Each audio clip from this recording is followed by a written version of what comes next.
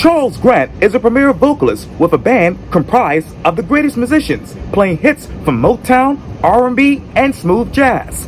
I talk one-on-one with Charles about what he's working on right now for this edition of Quintin's Close-Ups. And if you haven't already, subscribe to my YouTube channel and like Quintin's Close-Ups on Facebook. Charles Grant, welcome to Quintin's Close-Ups. Well, thank you.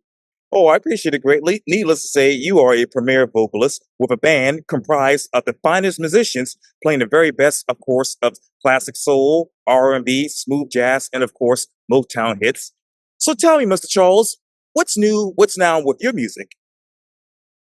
Well, I'm performing regularly, maybe 2 to 3 times a month at Forte Jazz Lounge, which is what I've been doing for the last 4 years now. 4 years now. So over the 4 years, we've developed several different shows at Forte. And I have to thank Joe and Rosie Clark for giving me the opportunity to do something that I love to do. Oh, absolutely. And tell me, what is the biggest difference from 4 years ago to right now when you think of you being on the stage there at Forte Jazz Lounge? Confidence. Confidence. When I first started out, I had never done what I'm doing now. I worked for 44 years as a manufacturing manager in industry for a long time. And when I retired in 2019, I said, well, I'm thinking I'll give this a shot. It's something I always wanted to do, and I dabbled in it over the last few years off and on, but working as a manager full time, you basically don't have time to pursue other things like this. So when I retired, I decided to give it a shot, and I met Joe Clark, and he gave me an opportunity, and I ran with it. Wow. So now that you have that opportunity, how has music actually changed you? Me? I don't think it's changed me. I think it's made me, I feel like I'm living a dream. That's in anything else, I feel like I'm living a dream. I've always wanted to be an entertainer and singer and never actually took the time to devote to. And as I said, when I retired, I decided to pursue it. And obviously, I was extremely lucky in meeting the right people at the right time. And then being prepared also. You know, you can meet a lot of people and you can be lucky, but if you're not prepared to take advantage of your luck, then it goes away. How did you prepare for that? I prepared for it by being and listening and singing basically every chance that I got all of my life. Since I was a kid, I remember hanging out with my older brothers who were, dabbled in the singing. I never really pursued it too much. I said, when I got the chance, I'm going to take advantage of what some people say may be a God-given talent, as far as being able to sing. And I decided to just go ahead and pursue it. Pursue it, wow. So what is the biggest difference about your singing from when you started to right now, Mr. Charles? The variety. Generally, I was only singing certain types of songs that I like. Yes. And not to say that I've basically changed it that much, because most everything I sing now is what I like. Yes. But I have tried to branch out into more. I've learned a lot of the songs from the Greatest American Songbook, which I didn't sing a whole lot when I first started out, and trying to just be able to sing different types of songs. But then also finding out more about my vocal skills and knowing that there are certain songs that I shouldn't sing or shouldn't try to sing, and then certain songs that I should. Yes, sir. I understand that completely. So with your vocal skills, Mr. Charles, which songs actually matches your vocal skills? I would say songs, well, my favorite artist is Sam Cooke. Sam Cooke is my favorite artist. I grew up listening to Sam and always wanted to sing like that. But when you talk Sam Cooke, Nat King Cole, Lou Rawls, singers from that era, 60s, 70s, basically songs that I like to sing. Wow, that is Yeah, amazing. Eh, yeah. One of the newest singers that Oh yes. I've been focusing on lately too is Gregory Porter. He is extremely impressive, and I like singing Gregory Porter songs. Oh yes, absolutely. And when you think locally, Mr. Charles, which one of those iconic singers actually do you see in one of these local singers around here in Charleston? Say that again. The video. I mean, kind of jumped. I didn't catch Oh, everything. The no question. worries. Oh, no worries. You mentioned Lou Okay. Rawls and Sam Cooke and those others. When you look at the Mhm. local singers here, who do you see from that particular era right now, musically? Local singers. Yes, sir. I don't see anybody doing what I do. Mm, I believe I'm one of the few people that do songs from that particular era. wow. And I think that's part of the draw for Forte, in Yes. that we do have offer songs and an atmosphere that is unique to this area. I don't think you can find another place around town that every week there's such a variety of different music and great music from some of the best musicians and vocalists around. So I can't compare the songs that I do to anybody here locally as far as male singers are concerned. Sure. Sure, There are a absolutely. lot of there are a lot of great female singers around the Charleston area, and they sing a lot of the songs from that area. But as far as male singers, there are very few male singers who actually sing these songs that I do. Wow. And which one of those songs that you have sung so far, Mr. Charles, actually resembles or actually describes you as a person and as an artist? You look at the Sam Cooke repertoire, and that describes me. Okay, Yeah. Wow. Lionel Yes. Richie. Yes. I do a Lionel Richie show, Yes. and as far as writing and songs, I love Lionel Richie, the music that he writes, and the way that he sings his songs. So I could say Sam Cooke, Lionel Richie, Marvin Gaye, Yeah. Lou Rawls, so many, so many. So many. And when you're on that stage, Mr. Charles, how are your listeners able to increase their intuition and self awareness through your music? I, when I do a show, I take it seriously because I do research on the artist. I do research on the songs, and for almost every song that I sing, I try to say something about when the song was released, um, the atmosphere around the songs. Like when you talk about the song by Marvin Gaye, "What's Going On," that came out in like 1972, and all the things that occurred in 1972. This past Friday night, we did a show, and for the first time, we did a Beatles song, 1968. And you probably don't know because you're probably too young, but in 1968 was an extremely traumatic year for the country, for the world. And anytime that I'm singing songs of that nature, I try to put it in perspective as to what's going on at that particular time. This is a redundant question, but what message do you send with those songs that you sing? I send the message that yes, we have come a long way.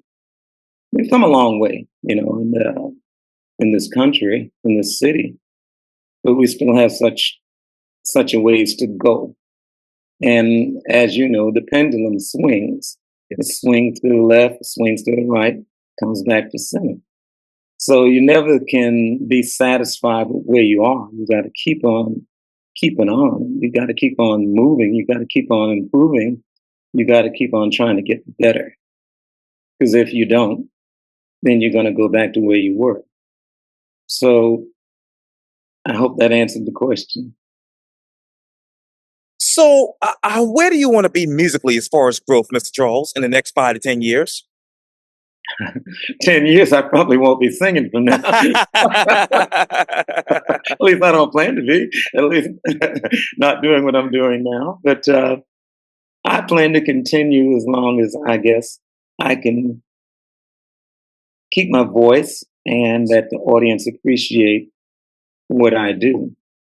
I got into this, the latter stages of my life, and I don't try to overdo it Right. right now. I take it in moderation, Yes, sir. and I appreciate the chance and the opportunity that I have. As I said earlier, I'm living a dream, Yes, and sir. when this dream ends, I want it to be a good one. So I'm not going to carry on anything to past the point of where they have to say, "Okay, Charles, you've done enough. You need to sit to the side." I think I'll realize when that time comes before anybody else. What else has your music given life to, Mr. Charles? It's given life to the music that I consider the best music of all time. The music from the 50s through the 70s, early 80s, when singing and vocalists meant something, that you understood the words of the singers, you understood the songs had meaning, the songs talked about love, about life, about poverty, about war, about hunger, about things that we needed to do and that we need to do to improve society. Uh, I think that that's what these songs and what I try to do when I do my show. My goal is not to go out and make people dance or do anything like that. I try to present the best music that I could come up with that's in my vocal range and put on the best show that I can. And what type of music are you putting on right now? Oh man, now that's a good one. I'll tell you what, let's talk about the shows that we do Yes, at sir. Forte. My next show in 2 weeks, I believe it's the second Friday, we're doing a Ray Charles show, which I consider to be my best show. I love doing the Ray Charles show more than any other. Ray Charles was he's a genius.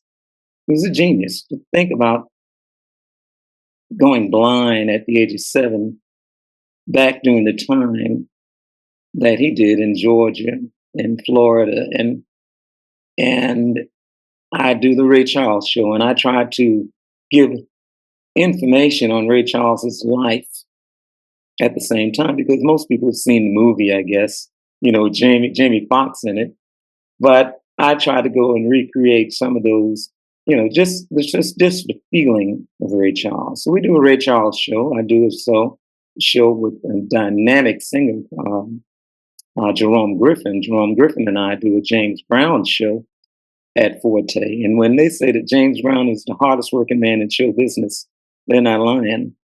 I have really, really learned to appreciate how hard James Brown worked and what he did in his career after a lot of research. We do a Motown show where we focus on the Temptations, the Four Tops, Smokey Robinson and the Miracles, things like that. I do a Lionel Richie show, which is coming up later this year, I think in November, December. And I do also a show that focuses on all the best male soul artists from the 50s through the 80s. That's the show I just did on Friday night. And then along with Joe Clark, we've Yes. started to do a boys' night out show with Joe Clark, myself, and a gentleman called Brian Bohannon. Three of us, we go on stage and we do a lot of the songs from the Greatest American Show songbook with the 17-piece jazz orchestra that Joe has at Forte. So I've had the opportunity to do such a variety of shows that I'm not pigeonholed in just doing one thing all the time, which makes it very interesting for me. Oh, absolutely. And if you were to go back into that songbook right now, Mr. Charles, what else do you want to recreate as far as music and bring it to Forte Jazz? Next year, Joe and I were talking, we probably are going to put in a Sam Cooke show. Ah, Yeah, that will be, I guess, an experience for me, and I may throw in some Marvin Gaye with it, but to be able to do a Sam Cooke show and do all of those songs that Sam Cooke did during his early days, because you don't hear him on the radio. You'd have to go and look for it in order to hear it. And I hope that when we do put it together, that the public will come out and see it. Oh, absolutely. And one last question for you, Mr. Charles. When you were doing your research on James Brown and Sam Cooke and others, what else did you discover that surprised you? On James Brown, I found out so many different tidbits. And one of the drummer in the band, the unit, is the band that supports me in these shows. Our drummer, a guy named Cameo, Gerald Williams. He's like a resident James Brown expert. Just little tidbits that James Brown was the first black entertainer, first black person in this country to own two private jets. I didn't know that. I didn't know that. Even doing my research, which was interesting, and I tried to make sure that the audience realized how far out of the normal James Brown really was. He was a unique character, and as along with the same thing with Ray Charles and all of the number one hits, and how Ray Charles crossed across so many genres of music, from country to R&B, the soul. Uh, Gosh, it's just Ray Charles he was the man. Yeah, yeah, he was. Eh, What other genre of music do you want to incorporate into your music next? As I was saying, I guess learning more of the songs out of the Greatest American Songbook. Joe and I have had this running argument over the years since I met him. That, in my opinion, the Greatest American Songbook was a little one-sided because it didn't focus on a lot of the African American artists. You know, there's a few from that era. But I said, does somebody need to write a book called The Greatest American Songbook 2 and be more representative of all of the great artists from that particular era? Yeah, absolutely, absolutely. Maybe that'll be your next assignment. I don't know. Yeah, you never know. You never know. Well, vocalist Charles Grant, thank you so much for your time. And again, welcome to Quintin's Close Ups. Thank you, Quintin. You're very welcome.